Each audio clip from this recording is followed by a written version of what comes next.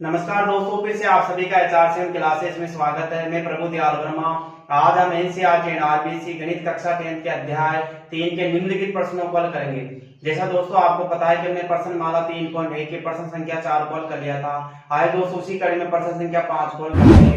दोस्तों अगर आप चैनल पर नए हो तो चैनल को सब्सक्राइब एंड शेयर जरूर करें, साथ ही बेल आइकन को प्रेस करना ना भूलें ताकि वीडियो का नोटिफिकेशन तुरंत आपके पास पहुंच पाए।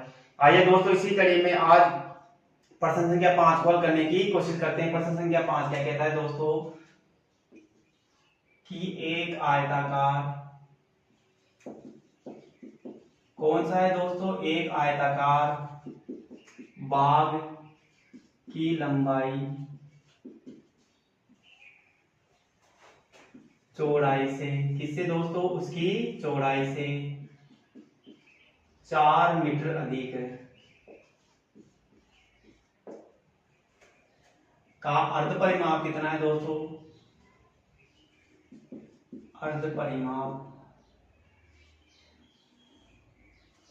36 मीटर है।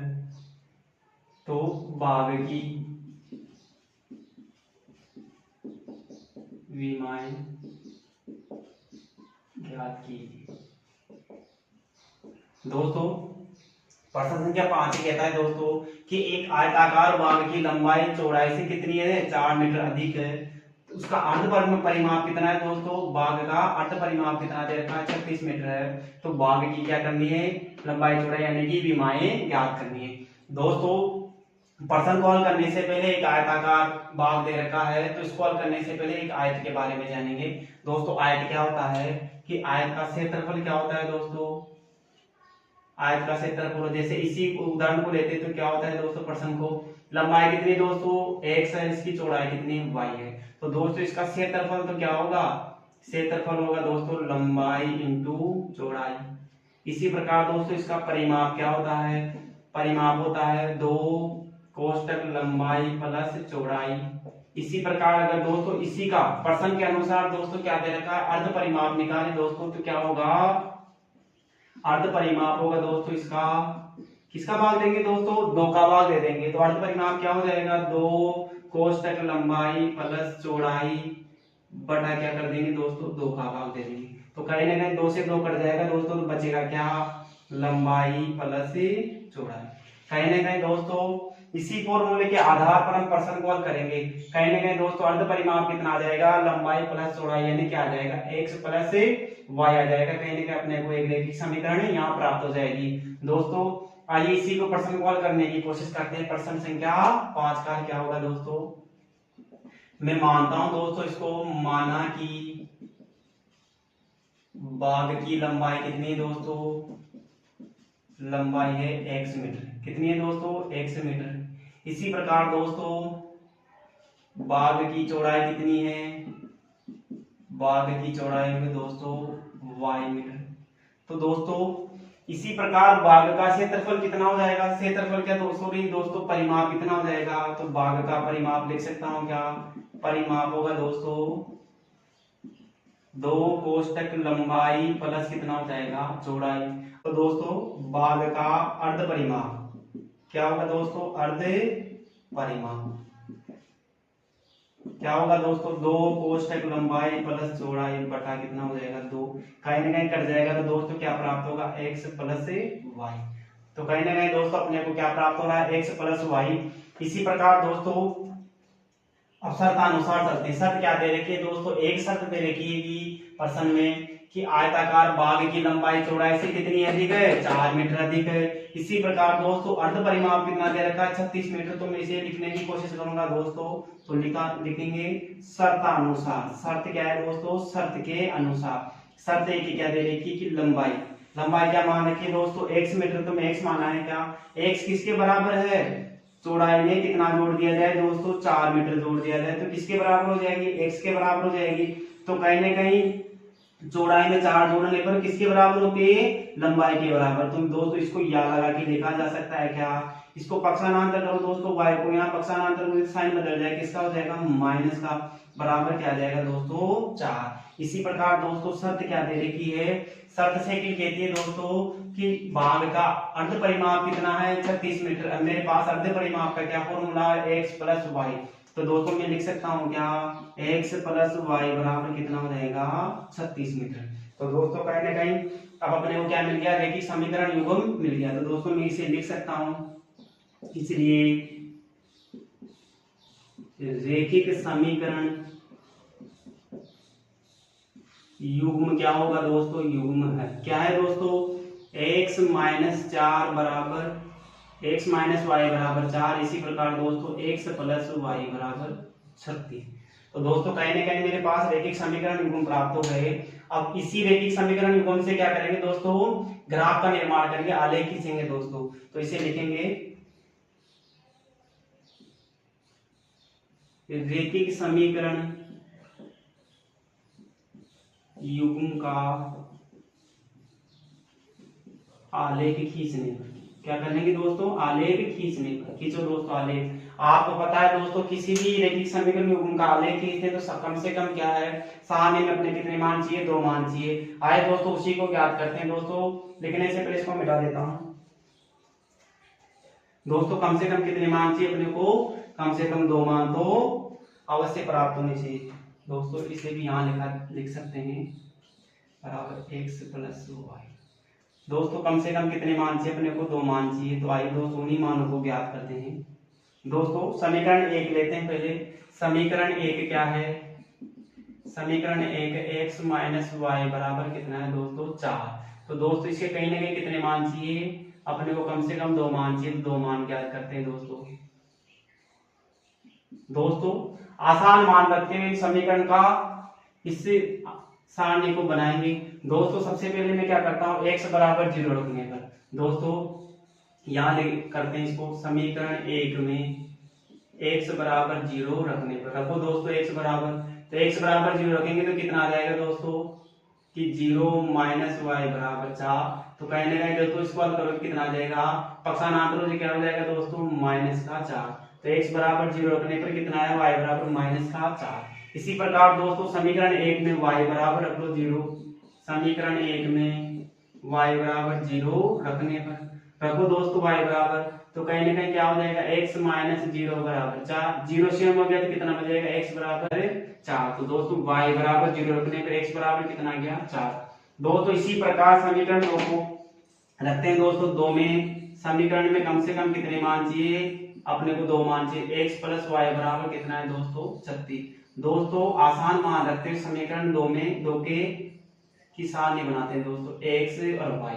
दोस्तों कहीं ना कहीं अगर x समीकरण 2 में x बराबर, समीकरण 2 में x बराबर कितना दोस्तों 12 रख दो, तो 12 रखने पर रखो दोस्तों 12 प्लस वाई बराबर 36। तो दोस्तों कहीं ना कहीं हल करोगे तो 12 किस में जाएगा, पक्षांतरों के 36 में माइनस में जाएगा। तो y बराबर कितना आ जाएगा 36 माइनस 12 कितना हो जाएगा 24। तो दोस्तों कहीं ना कहीं x बराबर 12 रखने पर y बराबर कितना आ गया 24। दोस्तों इसी प्रकार समीकरण 2 में y बराबर 12 रख दे दोस्तों। समीकरण 2 में y बराबर कितना रख दे 12 रखने पर रख दो दोस्तों, वापिस कितना आ जाएगा, यही आ जाएगा। तो दोस्तों x प्लस वाई कितना है 12 बराबर 36। तो x बराबर कितना आ जाएगा 36 माइनस 12 बराबर 24। तो दोस्तों y बराबर 12 रखने पर x बराबर कितना आ गया 24 आ गया। दोस्तों आइए दोस्तों इसी सारणी के आधार पर अब क्या करना है, अपने को आलेख खींचना है दोस्तों। बहुत आसान तरीके से हमने प्रश्न को समझने की कोशिश की। करना कुछ भी नहीं दोस्तों, पहले तो बाग की लंबाई क्या मान ली, x मान ली, चौड़ाई कितनी y, प्रश्न के जैसा कहते जा रहा है उसी के अनुसार हम करते जाएंगे दोस्तों। परिमाप आप जानते हो किसी आयत का परिमाप क्या होता है, 2 कोष्ठक लंबाई प्लस चौड़ाई। दोस्तों उसी के आधार पर मैंने अर्ध परिमाप निकाला, मेरा क्या आ गया x प्लस वाई। दोस्तों इसी प्रकार मैंने समीकरणों को ज्ञात किया शर्त अनुसार, तो मेरे पास दोस्तों कहीं ना कहीं सारणी प्राप्त होगी। आइए दोस्तों इसी कड़ी में इसका आलेख खींचते हैं दोस्तों। एक ग्राफ का निर्माण कर लिया है दोस्तों, और कहीं ना कहीं दोस्तों ग्राफ बढ़ाना हो इसलिए दोस्तों मैंने कहीं ना कहीं क्या है 1 सेमी बराबर कितनी इकाई मानी दोस्तों, 2 इकाई मानी दोस्तों। आप 1 इकाई 1 सेमी बराबर 4 इकाई मान सकते, कुछ भी मान सकते दोस्तों। कहीं ना कहीं आपका ग्राफ वैसा ही बनेगा, कोई प्रभाव नहीं पड़ेगा दोस्तों। तो दोस्तों ग्राफ ज्यादा बड़ा ना हो इसलिए मैंने 1 सेमी बराबर 2 इकाई मान ली। दोस्तों आप देखो यहाँ पे 12 24 कहीं ना कहीं अधिक मान है इसलिए मैंने ऐसा किया है। दोस्तों समय अधिक ना लगे इसलिए मैंने पहले ग्राफ को खींच लिया है। आइए दोस्तों ग्राफ में सारणी के मानों को प्रदर्शित करते हैं, कहाँ बिंदु अपने को प्राप्त होता है वहां देखते हैं दोस्तों। तो दोस्तों सबसे पहले सारणी 1 को लेते हैं। सारणी 1 में x का मान कितना है दोस्तों 0, तो कहीं ना कहीं दोस्तों x बराबर 0 यहाँ पे है। y बराबर कितना है -4, तो दोस्तों कहीं ना कहीं यहाँ ये प्रदर्शित करेगा दोस्तों। इसी प्रकार x बराबर कितना है दोस्तों 4 और y बराबर कितना है 0, तो दोस्तों कहीं ना कहीं ये बिंदु यहाँ आएगा। इसी प्रकार दोस्तों दो बिंदु प्राप्त हो गए। अब देखो दोस्तों सारणी 2 को देखो, x बराबर कितना है 12, तो दोस्तों कहीं ना कहीं ये 12 अपना x आ गया। y बराबर कितना है दोस्तों, तो इसके सीधे में चॉइस जाना है दोस्तों, तो चॉइस ये रहा दोस्तों, तो कहीं ना कहीं बिंदु कहाँ प्राप्त होगा दोस्तों। आप स्केल की सहायता से बनाओगे तो आपका एकदम सटीक बनेगा दोस्तों। तो कहीं ना कहीं दोस्तों ये बिंदु मेरे को यहाँ प्राप्त होगा। आइए दोस्तों इसी कड़ी में संख्या 2 एक सारणी 2 के दूसरे मान को देखते हैं। x बराबर कितना है दोस्तों 24 और y बराबर कितना है दोस्तों 12, तो दोस्तों 24 पे जाते हैं, y बराबर कितना है 12, तो 12 की स्थिति में दोस्तों ये 24 यहाँ पे आ जाएगा। तो दोस्तों एक बिंदु यहाँ पे प्राप्त होगा। तो दोस्तों कहीं ना कहीं इन बिंदुओं को जैसे आप मिलाओगे, ये दोस्तों मैं इन बिंदुओं को मिलाता हूँ दोस्तों, ये दो बिंदु मिलाते हैं इसको,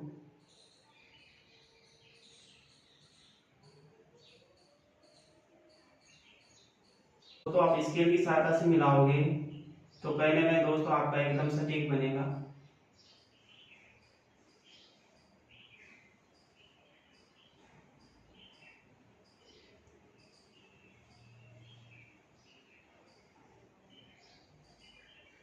कहीं ना कहीं दोस्तों ये बिंदु यहाँ प्रतिच्छेद करेगा। अब दोस्तों यहाँ देखो x एक्स पर बिंदु कहाँ जा रहा है दोस्तों, कहीं ना कहीं ये बिंदु 20 पे जाएगा, और y एक्स पे कितना है दोस्तों, ये y एक्स पे जाएगा दोस्तों, बिंदु 16 के आसपास जाएगा दोस्तों। स्केल की सहायता से एकदम सटीक बनेगा दोस्तों। तो 20 और 16 क्या होगा दोस्तों, इसका बिंदु प्रतिच्छेद करेगा दोस्तों। तो कहीं ना कहीं दोस्तों मैं आशा करता हूँ कि आपको प्रश्न समझ में आ गया होगा दोस्तों। अब जैसा मैंने कहा कितने लिए x अक्ष पर, तो मैं लिखता हूँ दोस्तों x अक्ष पर तथा y अक्ष पर 1 सेमी बराबर कितना है दोस्तों 2 इकाई है। और दोस्तों हम देख पा रहे हैं कि बाघ की लंबाई क्या हो जाएगी दोस्तों, बाघ की लंबाई यानी x बराबर क्या हो जाएगा 20 मीटर। इसी प्रकार दोस्तों बाघ की चौड़ाई कितनी हो जाएगी, y बराबर दोस्तों 16 मीटर। तो दोस्तों हमने बहुत आसान तरीके से प्रश्न को हल करने की कोशिश की दोस्तों। मैं आशा करता हूं कि आपको प्रश्न समझ में आ गया होगा दोस्तों। आप इसका स्क्रीनशॉट ले सकते हैं ताकि प्रश्न को समझने में आसानी रहे दोस्तों। आइए इसी कड़ी में दोस्तों प्रश्न संख्या 6 को हल करने की कोशिश करते हैं दोस्तों।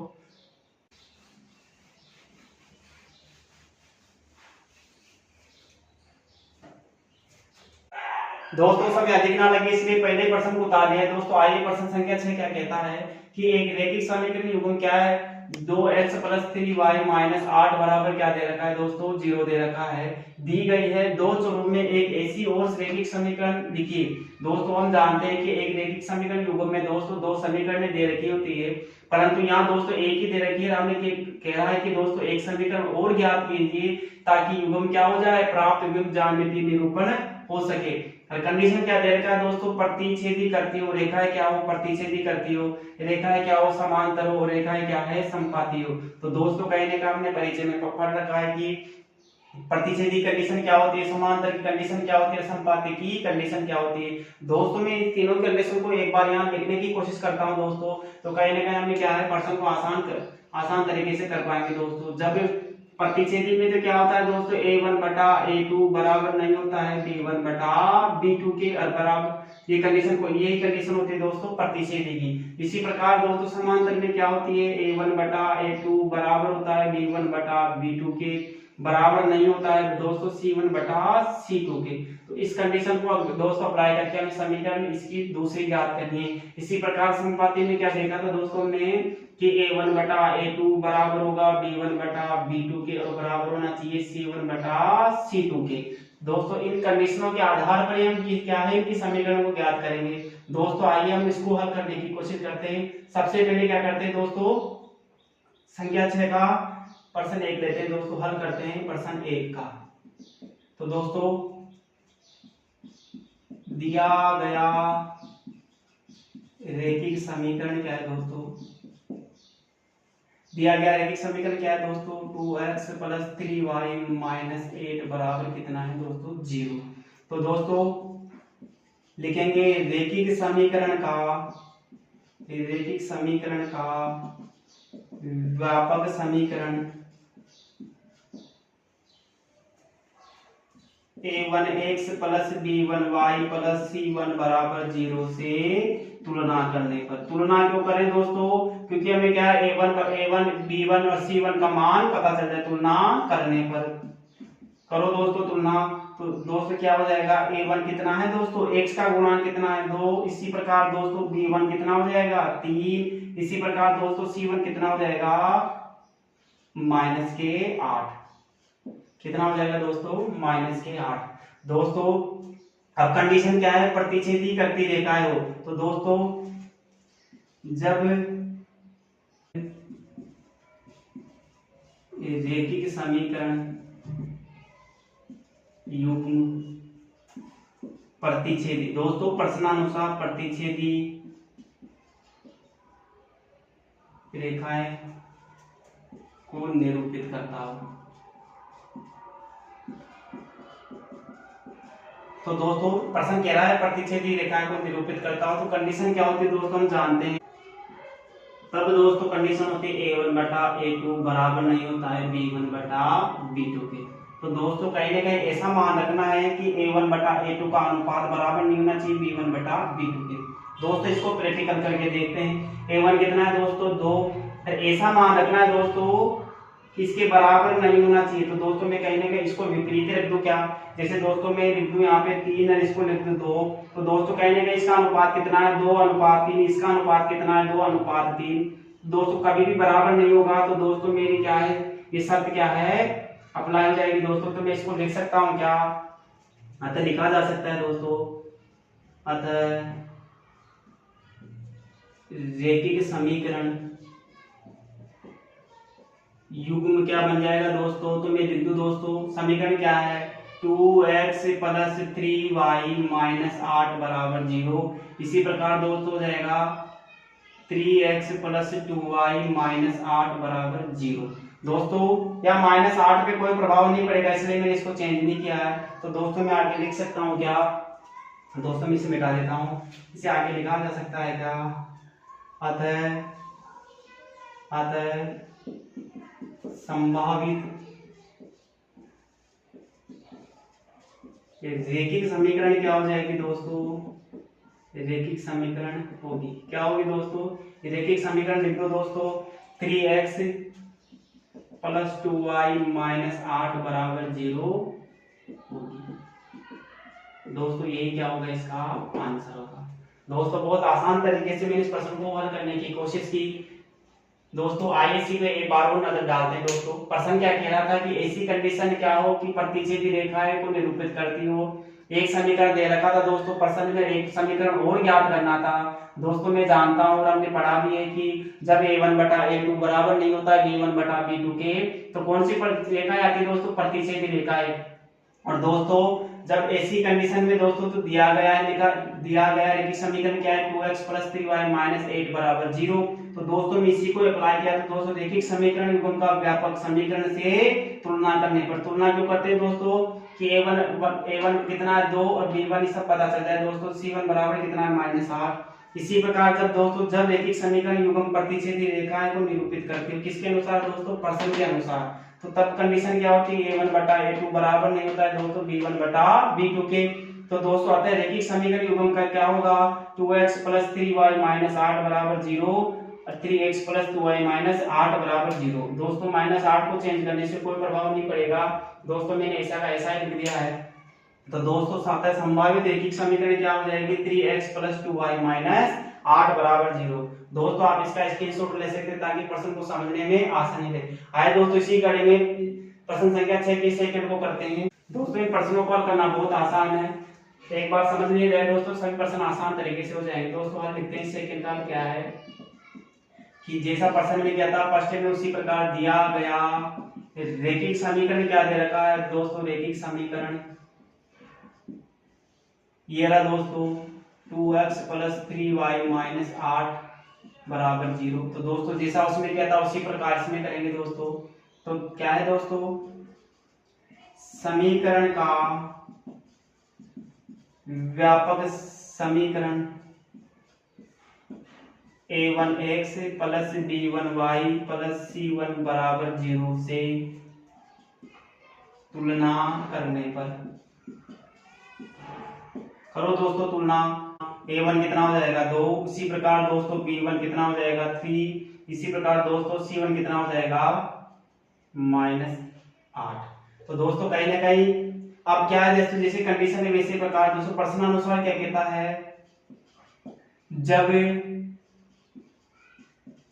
रैखिक समीकरण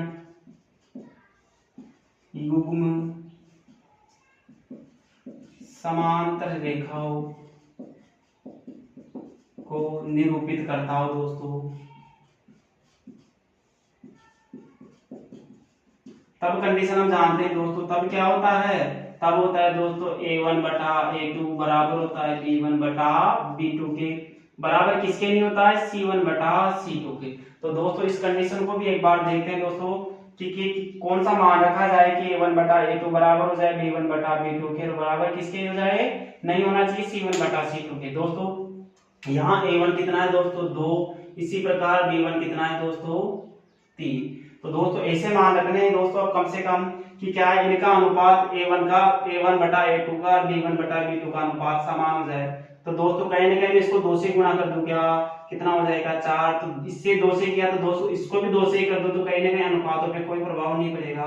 ये कितना हो जाएगा दोस्तों 3/6। इसी प्रकार दोस्तों मेरे पास क्या है -8, अगर दोस्तों आप -8 यहाँ रखते हो, अगर कहीं ना दोस्तों इस संख्या को चेंज नहीं करते हो तो दोस्तों क्या हो जाएगा, ये भी अनुपात बराबर हो जाएगा। तो दोस्तों मैं क्या लिखता हूँ उसको -5 ही लिख दो दोस्तों, तो इससे कोई प्रभाव नहीं पड़ेगा, माइनस से माइनस कट जाएगी, संख्या कितना रह जाएगा 8/5। तो कभी भी क्या नहीं होगा दोस्तों, ये कितना हो जाएगा 1/2, ये भी कितना हो जाएगा 1/2, ये बराबर नहीं होगा दोस्तों 8/5 के। तो दोस्तों इस कंडीशन को यहाँ अप्लाई कर दो दोस्तों, तो लिख देंगे क्या इसको दोस्तों, ऐसे का ऐसा जैसा माने, अतः लिख दे दोस्तों, अतः ये रैखिक समीकरण दोस्तों ये सभी क्या है संभावित है, संभावित का दोस्तों मान रहे हैं कि ऐसी कंडीशन हो सकती है जिससे क्या है कि समांतर रेखाओं को निरूपित करें दोस्तों। तो दोस्तों आगे की संख्या इसको यहाँ लिखते हैं दोस्तों, इसको मिटा देते हैं, अब दोस्तों बाकी का यहाँ लिखते हैं।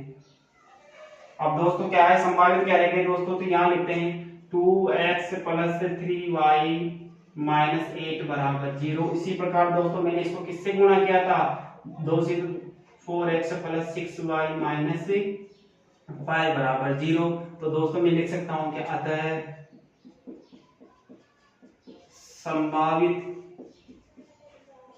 रैखिक समीकरण क्या हो जाएगी दोस्तों, क्या है अपने पास 4x + 6y - 5 बराबर 0 होगी। तो दोस्तों ये क्या होगा, इसका आंसर होगा। तो दोस्तों कहीं ना कहीं मैंने बहुत आसान तरीके से आपको समझाने की कोशिश की दोस्तों, जैसे प्रश्न संख्या 1 और किया था उसी प्रकार प्रश्न संख्या 2 भी बहुत आसान तरीके से हल किया गया दोस्तों। दोस्तों आप इसका स्क्रीनशॉट ले सकते हैं ताकि प्रश्न को समझने में आसानी रहे। आए दोस्तों इसी कड़ी में प्रश्न संख्या 6 के अंतिम प्रश्न को करते हैं। कंडीशन क्या होगी दोस्तों, समपाती होगी। तो दोस्तों आइए प्रश्न संख्या 3 को हल करते हैं। दोस्तों इन प्रश्नों को हल करना बहुत आसान है, आप निरंतर इनका अभ्यास करते रहिए दोस्तों। प्रश्न संख्या 3 क्या कहता है दोस्तों कि कंडीशन कैसी होनी चाहिए, समपाती होनी चाहिए। और दोस्तों हम जानते हैं समपाती कब होती है, जब a1 बटा a2 बराबर b1 बटा b2 के बराबर हो c1 बटा c2 के, तीनों कंडीशन बराबर हो तब क्या होगा, समपाती होगा। तो दोस्तों मैं लिख सकता हूं क्या, दिया गया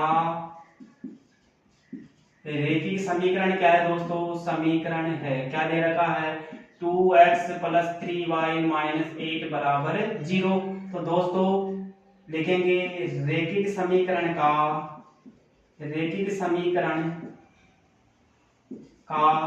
व्यापक समीकरण a1x plus b1y plus c1 बराबर 0 से तुलना करने पर करो दोस्तों।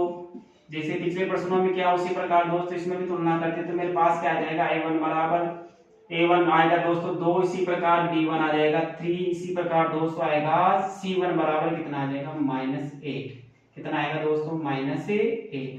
अब दोस्तों अपने को कंडीशन क्या हो समपाती हो तो दोस्तों जब लिख दूंगा दोस्तों जब रैखिक समीकरण किसके अनुसार दोस्तों प्रश्न के अनुसार रैखिक समीकरण युग्म समपाती रेखाओं को दोस्तों किसको समपाती रेखाओं को निरूपित करता हो।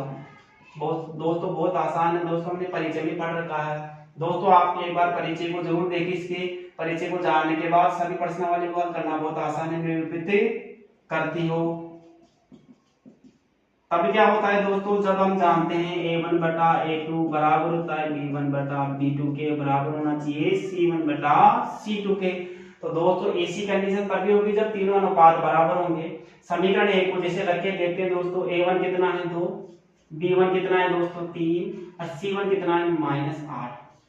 दोस्तों तीनों में बराबर होना चाहिए दोस्तों। तो कहीं ना कहीं अब मैं दिमाग लगाता हूँ दोस्तों, इससे किससे गुणा करने पर 2 से गुणा कर दूं क्या, तो यहाँ 2 और यहाँ कितना हो जाएगा 6।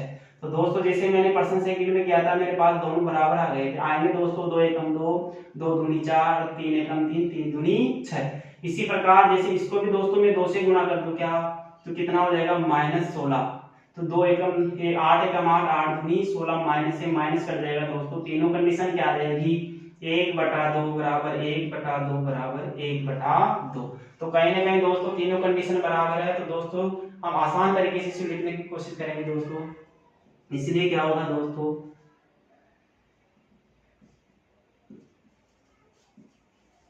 रैखिक समीकरण युग्म है क्या होगा दोस्तों, लिख दो दोस्तों इसी को 2x प्लस 3y माइनस 8 बराबर 0। इसी प्रकार दोस्तों मैंने क्या लिखा 4x प्लस 6y माइनस 16 बराबर 0। तो दोस्तों हमारी संभावित क्या हो जाएगी दोस्तों, तो मैं यहाँ लिख दूं क्या दोस्तों, अतः संभावित रैखिक समीकरण क्या होगी दोस्तों 4x प्लस 6y माइनस 16 बराबर 0 होगी। दोस्तों ये क्या होगा इसका आंसर होगा। तो कहीं ना कहीं दोस्तों ये भी बहुत आसान प्रश्न था और हमने हल करने की कोशिश की दोस्तों आप इसका स्क्रीनशॉट ले सकते हैं ताकि प्रश्न को समझने में आसानी रहे। दोस्तों आप इनका निरंतर अभ्यास करते रहना ताकि प्रश्न को समझने में आसानी रहे। दोस्तों मैं आशा करता हूं कि आज की क्लास आपको पसंद आई होगी दोस्तों अगर आपको वीडियो पसंद आए तो वीडियो को लाइक एंड शेयर जरूर करें, साथ ही बेल आइकन को प्रेस करना ना भूलें ताकि वीडियो का नोटिफिकेशन तुरंत आपके पास पहुंच पाए। दोस्तों आप चैनल पे निरंतर बने रहिए। दोस्तों चैनल पे बने रहने के लिए आप सभी का धन्यवाद।